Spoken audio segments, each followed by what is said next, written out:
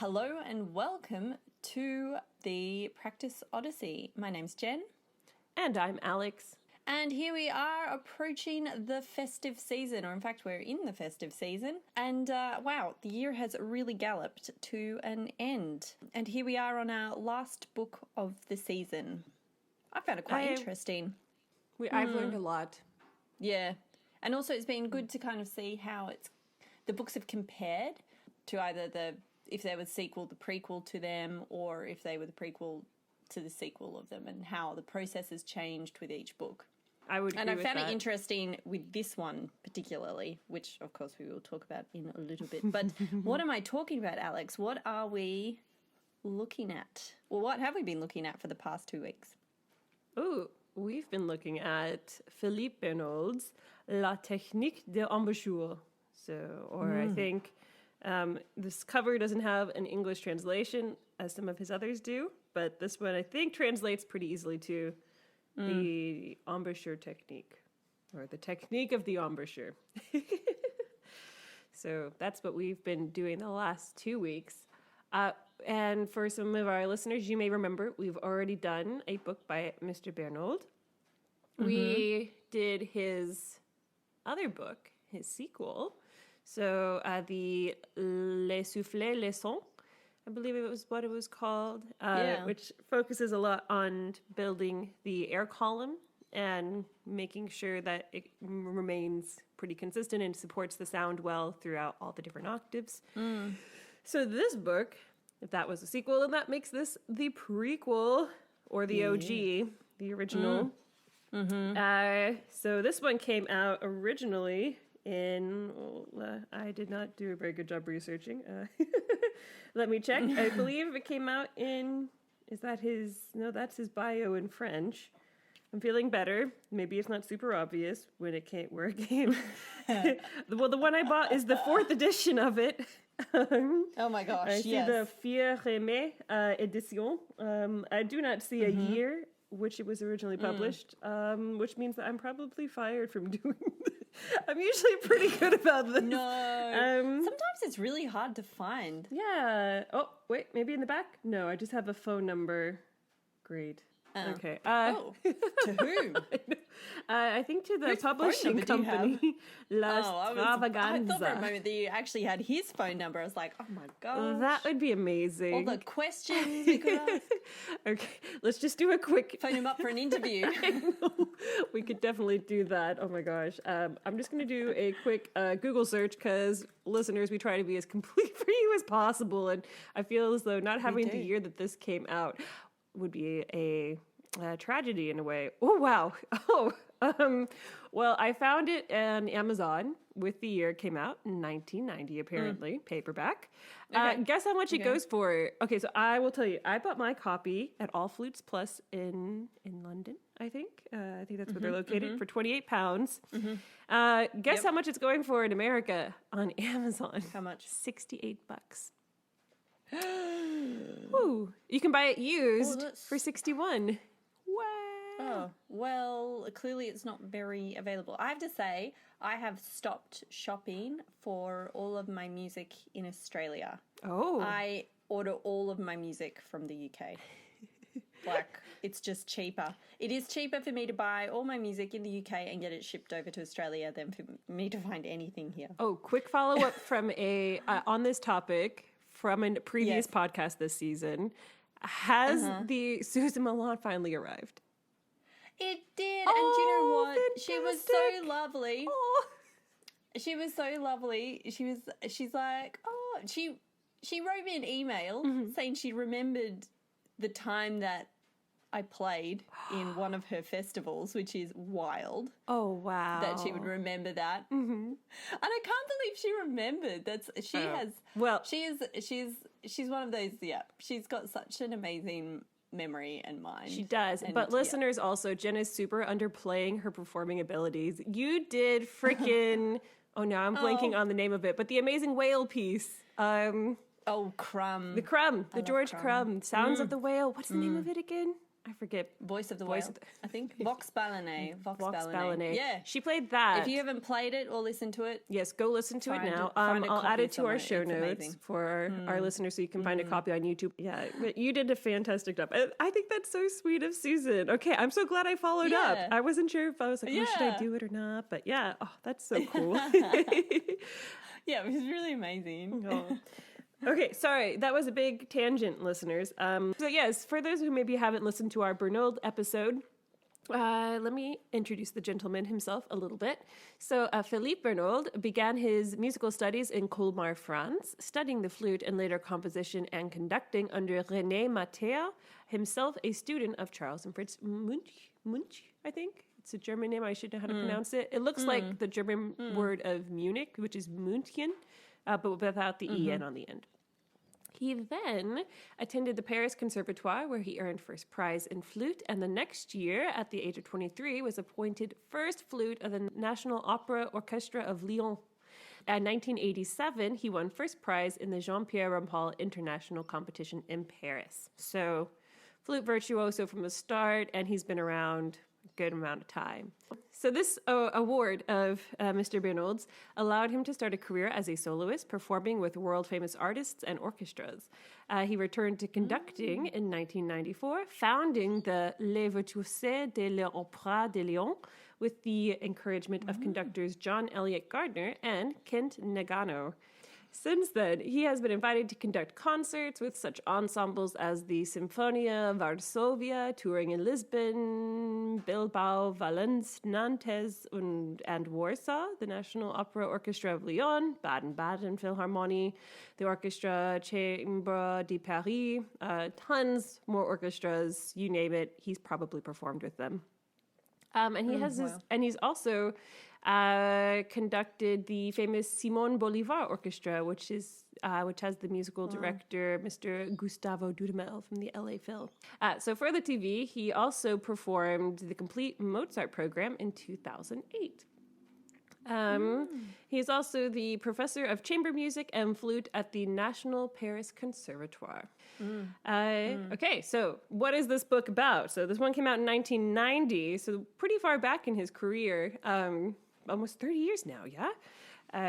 So the book is broken into 4 chapters. You have the vocalese, the intervals, the sans fi, which I love is just sans fi. Doesn't matter the language, it just says sans fi, and types of note attacks. And before each section is a small introduction to the topic and how to practice it correctly.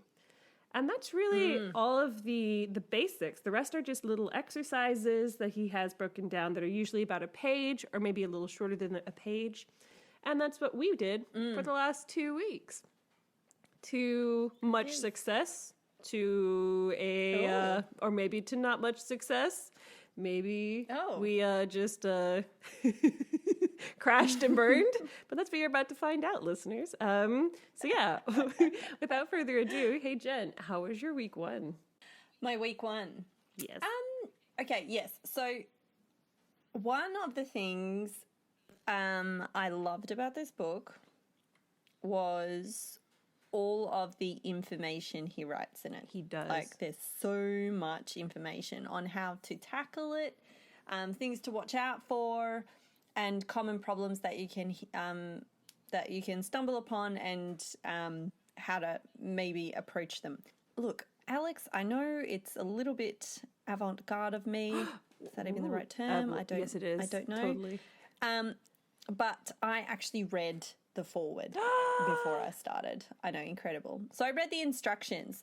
However, I do want to point out that La technique de embouchure, it says on the first page, 218 exercises for mastery of all difficulties concerning transverse flute embouchure and the acquisition of a good tone. I saw the 218 and I thought, I don't think I'm going to get through all of this in 2 weeks. So I should perhaps figure out a plan of attack and just kind of get a general sprinkling of the idea of this.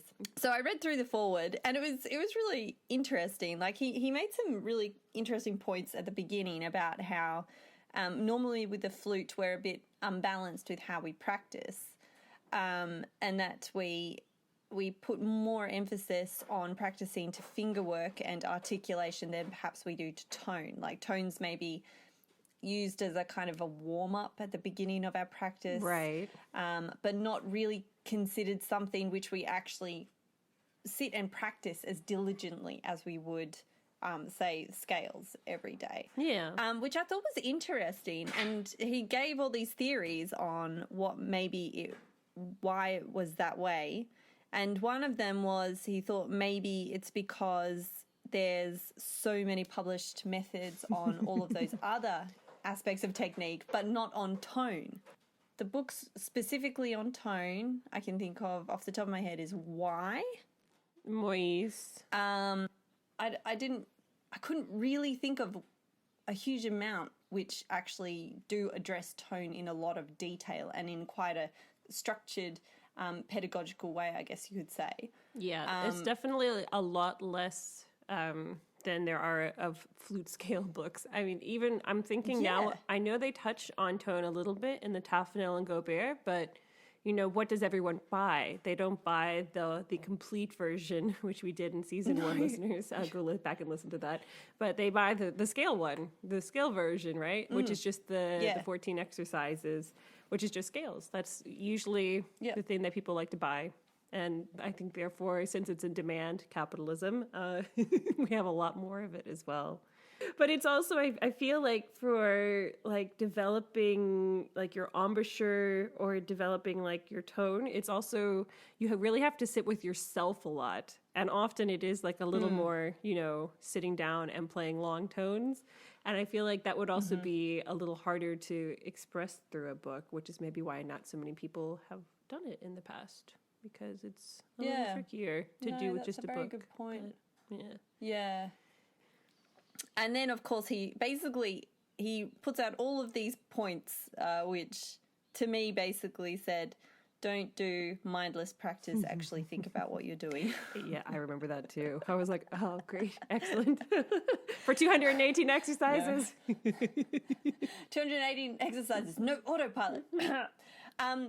Then we got to the bit which I was very excited about. It broke down the book, as you said, which is pretty straightforward, like kind of he's split it into the 4 sections. But then I came across a paragraph of organization of work, and then I was very excited. I was very excited. I was like, instructions. I love instructions. Chapters 1 and 2, which are basically focused on equality of the timbre and intervals. The second part of the book, so the last 2 chapters, which are basically focused on sans fi, the beginning and the ends of notes, which are the really they're the worst bits of sound, is to get a really clean attack or a different attack, and then to control the end of your note. Yes, when you have no more air or you're running lower on air. So I took it as his advice. He said it's probably best that you do the first 2 chapters at the beginning, but the last 2 are quite hard. So start them maybe about half an hour after you've played. So he suggests it's probably good to do a bit of scale work in between the tone work of the first 2 chapters and the tone work of the last 2 chapters. So I decided that was how I was going to structure my practice when working through this. And then he said you can work through these exercises simultaneously, one from each chapter every day. It was a very nice way to warm up, actually. I found it very humane. You kind of started on your low register and you went up, and it was up in semitones. Very similar to his second book, in terms of some of the final vocalises he starts from. But where I started kind of seeing the similarity between the second book and the first book was when you kind of get down the back of the vocalese exercises. Now he starts using excerpts from symphonies such as Beethoven's Third Symphony, which basically, if you've listened to the previous Bernold book that we did, that was entirely his first chapter, was warming up the tone through different excerpts, which I thought was interesting because here he's definitely put them down the end, so he's considered them more difficult in terms of warm-ups. So he's put them down near the end, whereas he's got more scale patterns through in this book. He does. And I was intrigued about why he decided to switch from scale patterns to orchestral excerpts. Because in some ways, maybe it's because he does emphasize at the beginning that the tone work should always be played with musical intent. And I do find when I'm playing a scale pattern, it can start.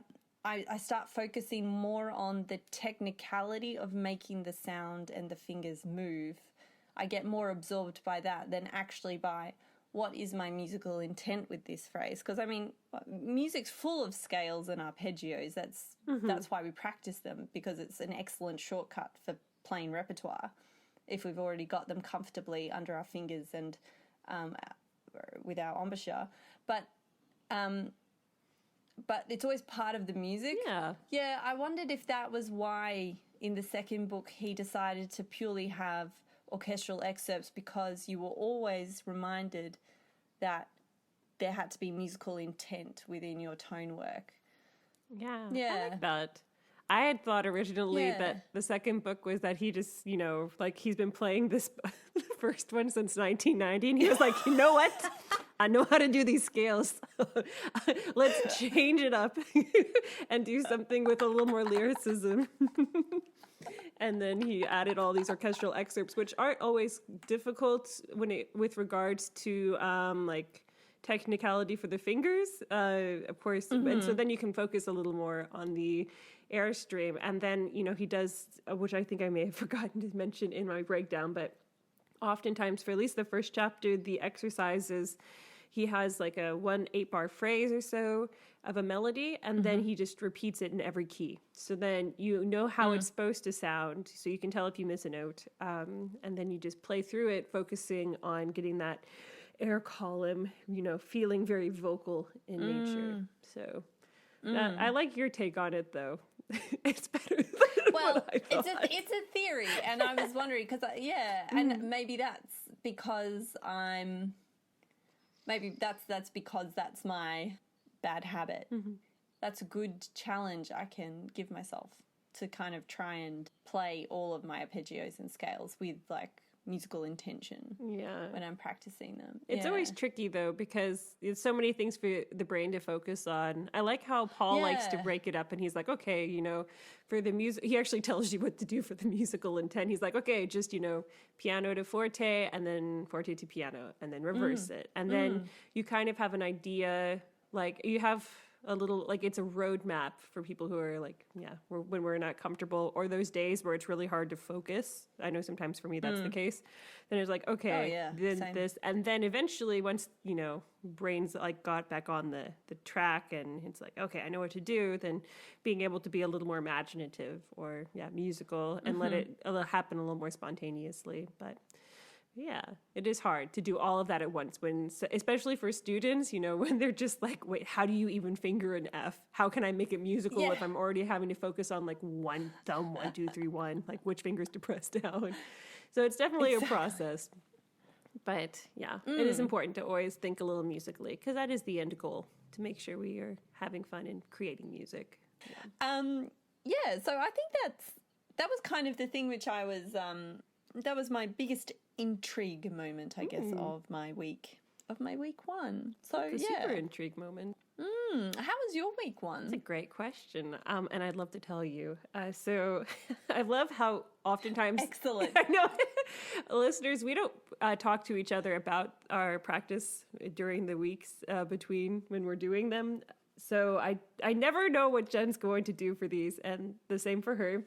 And it was too funny, because usually I do read and research, but my life's been I feel like I tell you all this every time, my life's been a little chaotic lately, and so I haven't had as much time to really delve in and do as much fun in the research as I normally do. So I looked at the introduction, and I was like, I feel like I studied with a protege of Bernold in France for a little bit, and I'm kind of familiar with how he does all of this, so I don't need to read the intro. So I skipped right over to the organization of work. section, which I'm a little sad about, and I realized that in week 2. So I did read the intro, but for week 1, I was like, don't even read this. Like, I should read this, but you know what? I want to practice more, which made me also reflect on, like, oftentimes, I don't know if anyone else encounters that, but I'll be like, okay, I can be loud now. I can practice, which is not such a problem here, but still in my head, trying to out-train it instead of untrain it. Untrain, it's the right word. But I always forget to budget time for reading the suggested practice techniques. And I'm like, oh no, like I want to play, but I need to spend like 5 or 7 minutes like reading this. But I have all this energy now and I just want to play. Yeah. Anyways, I usually take the time and I do the reading. But this week was not one of those weeks. I was like, I'm just going to play. So yes. And that's okay. And that is also okay because I'm still practicing. Exactly. So for this book, I did read his organization and I did see that he said, half an hour of work a day is what he said. And at some point in one of the chapters, he mentions that it should be daily, which means, listeners, that for me, I was like, oh, that I don't get my Sundays off. But I was also in a very self-care mode. So I was like, okay, you know what? I'm going to stick to this like half an hour of work goal. So trying to do all of the exercises. So the 4 sections. You did all 218? Stay tuned for week 2 in 30 minutes a day. Oh my gosh, what a... Oh, no, spoiler. I didn't end up doing all 218. My I gosh. did do a lot, but kudos. I also, wow. Yeah, I tried to follow his point 5. Okay, so I did skim the introduction eventually throughout the chapter, and he does say, every day, and it should be progressive. So my goal was focused on making progress and then also keeping my practice sessions a little shorter so I could actually achieve my goal of practicing every day and not taking a day off. And for me, that's always like, I like my day off. So I did one section for week 1. I did one section from each section every day. And that... usually I could finish within 30 minutes. The like he mentions the section 2 with the sans fi, this like beginnings and ends of notes, as well as the articulation section, always took a lot longer. So I would almost say the first bit, so the intervals and the vocalises, 10 minutes was about my goal. And then I would spend 20 minutes at least on the second part. Just because to get, it's a lot of you really need a lot of mental effort, I found, at least for me. And a lot of physical effort Physical effort. It's really tough on your embouchure. Yeah, because you're working on all of those embouchure muscles, but you have to maintain everything you learn. Yeah, so for the first week, I spent it basically just doing a little bit of this for 30 minutes a day. And then he mentions a conventional scale practice. And so I chose, which actually is on point with what you were saying earlier, Jen, the Susan Milan Technique Book 1 that we did earlier in this season too. Oh, nice. Because I was trying to keep it because I realized on Monday, like after the initial like sans fi and the articulation work, that my brain was going to be spent, especially really honing in on that. So I chose something that wasn't super hard technically to help maybe balance that and keep me motivated for the 7 days. Yeah, I'm happy to report I did it for 7 days. So week 1 was a little success for me. I was very happy. Wow. But yeah, that was the end of my week 1. Jen, how was your week 2? Yeah, week 2. Week 2 was similar in structure to week 1. By this point, I had definitely accepted the futility of even trying to get through all 218 exercises. So I decided to cheat a little bit. I don't know if we'll say cheat, but to get like a full grasp of the book, I decided to kind of skip all the middle bits because he'd said it progressively got harder. So I decided to go to the final exercises, which I figured would be the most challenging. Yes, they were.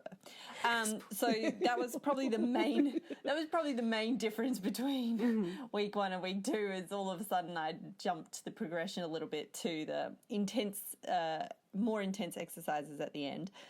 Yeah, like you, I found the sans fi, the last 2 chapters really, really hard. Physically tiring and mentally tiring, as he said. And also in the previous ones, he says, oh yeah, you can use a little bit of vibrato, but in these 2, he says no vibrato. No vibrato at all. No so you can't vibrato. hide. You can't do your little vibrato tricks. I know, just to hide a little bit of that pitch, you know. You know, exactly. A bit of the pitch, a bit of maybe the tone isn't as resonant as it could be. Anyway. So, yes. Wow. Yeah, it was good. It was good. You kind of felt like it was tough, but it was a good tough. It was making you stronger. I feel like there's a song about this. The Somfy were really, really good. But I mean, again, there are so many. I mean, there's like 70 exercises more, 80. For the Somfy, there are over 80 exercises I counted. Over 80 exercises. Yes. I did note that at the last 10 are all diminuendos on an ascending arpeggio, in brackets, very difficult. Yes, they are. So I decided to almost make them a little separate section in themselves. So I would practice one of those along with the Somfy every day. But yeah, they were just, yeah. It's kind of hard to explain. He asks you so often to do like a crescendo from piano to forte back down to piano in the Somfy. So it's like really intense control. It was such a killer. It was intense. But actually what I really, really loved was his articulation exercises and how he got you to practice the attacks of notes and also his exercises of pearl-like notes on various rhythms and registers and he just changes the octaves round and the rhythms and the speed of the articulation that you're playing just to kind of really hone in the skills that you've been practicing in the previous 66 exercises. That was kind of the highlight of my second week, I think, was the articulation exercise chapter. I really, really enjoyed that. And then, of course, I say of course, I had a love-hate relationship with the Somfy. I know it's like once it's like doing burpees or push-ups, like in the moment you're like, oh my gosh, but then you see the progress and you're like, oh my gosh, like, this is great. I know, you kind of get that adrenaline rush at the end and this sense of achievement. You're like, yes, right, yeah, win. Yeah, that's a really good metaphor for it. That's exactly second week, the burpees of embouchure and fun articulation. All the lovely metaphors for sounds. I just love his use of like the pearl notes or pearl. Just using pearl with articulation is a lovely visual. Did you also do some pearl notes in your second week? You know I did. Yes. So in the second week, I think that is when I officially finally read through the entirety of the introduction. I think for me, I don't know, here's a nice little thing I do, listeners, maybe it's helpful for you, but if there's something I need to read and it's hard for me to remember or focus on it, I will put it in my chill spot in my apartment. So which for me is on the couch where I have like a little ledge where I can put my coffee in the morning. So finally, one night I was like, oh, I need to read the introduction. So I chucked it over there on the couch. And so then I finally read it one morning over my coffee. And that way I didn't forget it. And so at this point, I also saw that there were 218 exercises. And I was like, oh no, how am I going to get to 218 when I've just been doing 30-minute sections? Which, of course, listeners, is not what Mr. Bernold says. It's clearly just what Jen and I try to do for you so that we can give you an honest review of how it went for us in 2 weeks. So then I had the internal battle of like, oh, should I try and do 218 exercises or should I just stick to my 30 minutes practice session? And so what I decided to do was... you are the woman who managed to bust through the entire of the Morris and Wypick alto book. That's right, I forgot in 2 weeks. Oh my gosh, I was dead. Oh my gosh. Alex, I salute you. Yes, that was an undertaking. Impressive. Yes. However, since the goal, as I mentioned, that I noticed in for week one was progression, and I figured great, if I get through the exercises, fantastic. However, there's no way I can talk to y'all about all 218 exercises in our 30 to 45 minute podcast, So I decided that, the first two parts I was doing pretty well with the first two sections, the intervals and the tone building from the first chapter. So I decided that those I could push and do a little longer probably, and I wouldn't feel so mentally overwhelmed that I wouldn't want to do the next two in the section 2, the Somfy and the articulation. So those I did do all of. So I switched it from originally I was to get in my 30 minutes of practice. I was doing about 30 minutes of practice on tone. I started doing about 3 vocalises a day and then switched to 2 once I had gotten to a comfortable spot. Really liked his orchestral excerpts in different keys. I was like, yeah, it's like les soufflets, les sons. So we got all of these because it just makes the tone exercises for me more fun. Although I did have fun doing the ones that were just scales in the way that Julien Baudibon, the protege from Mr. Bernold, I believe, he taught Andrew, one of our colleagues in Lyon, when we went there, where you would first play through it with just like a ha sound, like to get the air column moving and very consistent, because you can hear, like, listeners, if I go like, you can tell that it's not consistent at all, and you can kind of pick up on that. So you do that while fingering through the exercises with the keys, and then you slowly add in more and more embouchure so that you make a nice sound. So I did do that as well a little bit. But not too much, because even though it's fun, also remembering, okay, big picture, there's like a little this embouchure marathon that we've got going here. Got to keep the big picture in mind. So I did that, made it through all of the vocalises, and then the intervals, there were 30, and so then I was like, okay, I've already done 7, so that's like 23, and then I broke it down, so it was a few days of 4 intervals, and then I switched to 3 a day. Whereas in the first week, I think I was doing 1 or 2 intervals a day, just however long it took me till I got to 10 minutes. And those were a lot of fun. I really enjoyed all the different ones he puts in. Oh, but the intervals, they got hard. They do get really hard. There were some tricky ones near the end. Let me give you all a number. So if you're practicing through this, you have a number to look forward to. Number 19 was, oh gosh, that was fun. And then also, what was that one near? Was that the 3-octave jump one or the 2-octave jump one? Yeah, that was the where he starts off easy, but then it gets harder. It's like a third, and then a fifth, and then and goes up and gets harder and harder, but it's all slurred, which I mean I know is the idea behind all of this, but yeah, that was tricky. And then the number 30, which he actually recommends to practice at the same time, some of the Vivaldi concerti on piccolo. So I thought that was... I remember that. So I actually did a little bit of piccolo practice too. But yeah, exercise 29 was probably the beast of them all. So go do 29, because that killed me.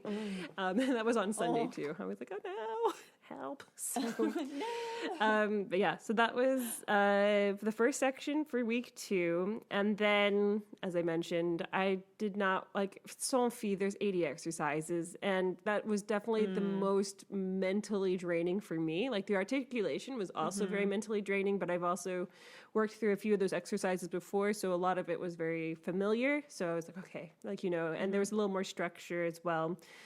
So yeah, so I just stuck to just doing 1 or 2 of those a day. That still was a lot of time and a lot of mental energy. And then I got up to, for the articulations, I focused primarily on just exercises 19 and 20 because, he's like, oh yeah, it's one exercise, but transposed. But you really have to pay attention to every attack. So I would do 19... because that's the blown sounds where you would not articulate the note, you would just blow the tones. So instead of going 2, 2, 2, 2, and so the tongue is involved, you would go hoo, hoo, hoo, hoo, where there's no tongue involved. So I would do that, and then the bubble sounds, and then the third one with the dynamics, the changing dynamics. So I would do 1 of those each, and that was already a lot. Yeah, that's a lot. I could. That was 3 sections. So I think I got up to exercise 64 in the articulation, but 64, is he starts introducing the piano and forte, which you've already worked on a bit in the sans fi, helping maintain a beautiful sound.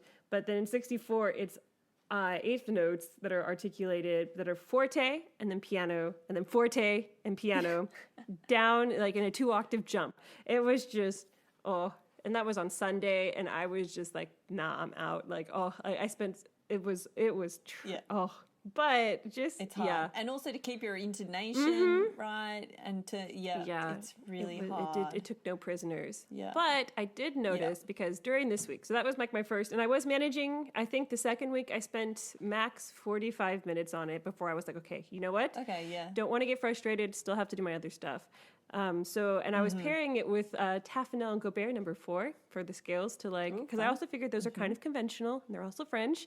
And I did notice when I would do the different articulation styles, being able to play those musically from the get-go, from the start, was heaps easier. So all of my musical burpees I did here with Bernold, they were paying off. So paying the dividends. Yes.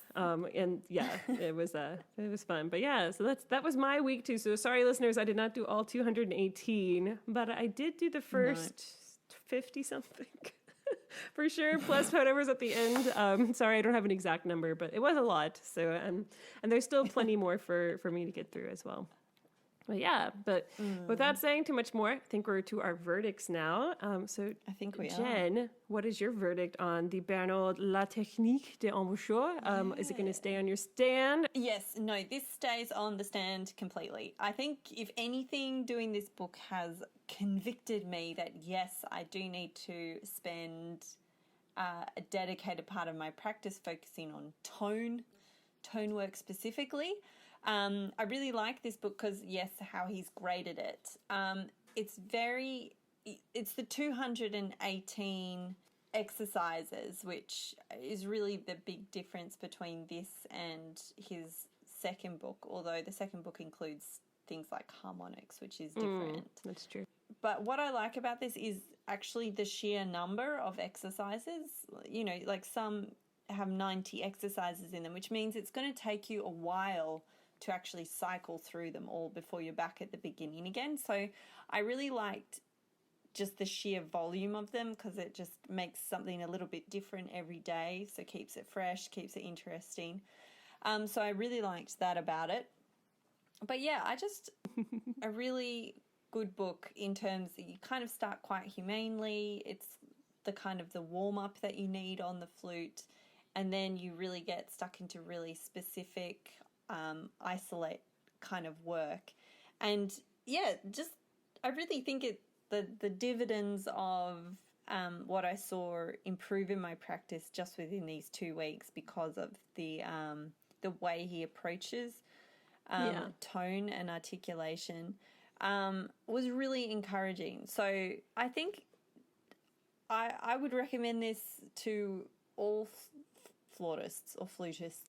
Yeah, I would say that this is definitely staying on my stand and a very valuable resource for, I would maybe go from intermediate just because of the intensity of the work. Yes. For intermediate players, that's what I would recommend this book. And when I introduce this book to someone. How about you? What's your verdict? I think my verdict is very similar to yours. I really enjoyed how he's broken up the embouchure technique and just into the two different sections. And I found it it is similar to how other flutists or flautists have approached it in the past. In other books that we've used, like the Paul Edmund Davies book as well.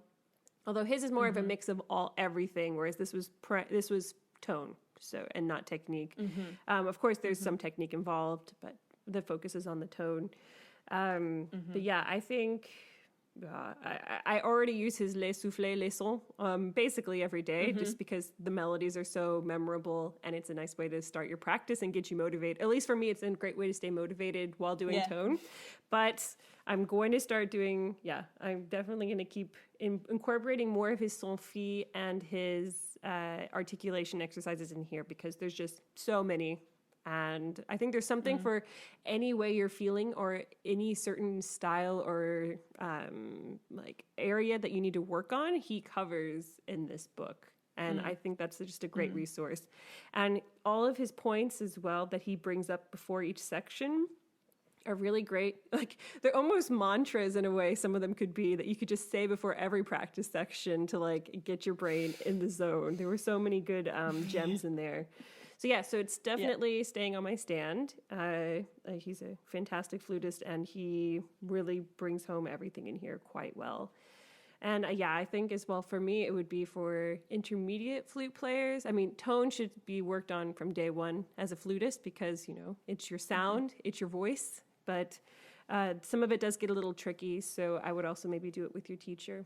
But I think, intermediate for sure. If you're, if you've got a pretty good grip on the keys and you're able to play at least 2 octaves, I would say give this a go. You might not be able to do everything in the book, but it would be a great starting point to help you build up the right technical aspects of embouchure technique for playing the flute.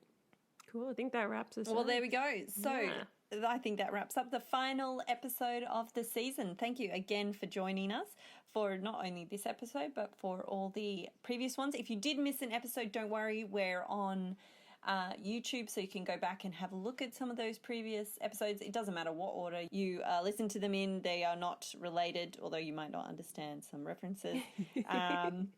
Particularly regarding Tufnell and Gobert. That one has scarred us deeply forever, and that was, 4 seasons ago? I don't know. It was the inaugural season, and we're still quoting it to this day. I think, what a way to start a podcast. Anyway, but yes, you can find the Practice Odyssey at all podcast platforms. If you come across a platform which we are not on, let us know and we can fix that, no problems. Let us know what you think about this episode or previous episodes. We want to know your thoughts. We want to know what you're playing, what you're finding exciting, whether you agree with us, whether you disagree with us. That would all be great to know. So you can write to us at thepracticeodyssey@gmail.com, or you can leave us a rating or comment on Apple Podcasts. And you can also find us on YouTube and subscribe if you feel so inclined. That would be great. Join our little community there. And join our little community there. The music in this episode was written by the wonderful Alessandra Woods, and our show art was by the fabulous Ivan Potter-Smith. Anyway, thank you guys for joining us. We'll be back for one final episode this season, which is our review, where we look back upon the high points and the low points of the season. Were there any? I don't know. You'll have to tune in and see. But anyway, hope you have a great festive season. We'll see you in the next one. Bye for now. Bye.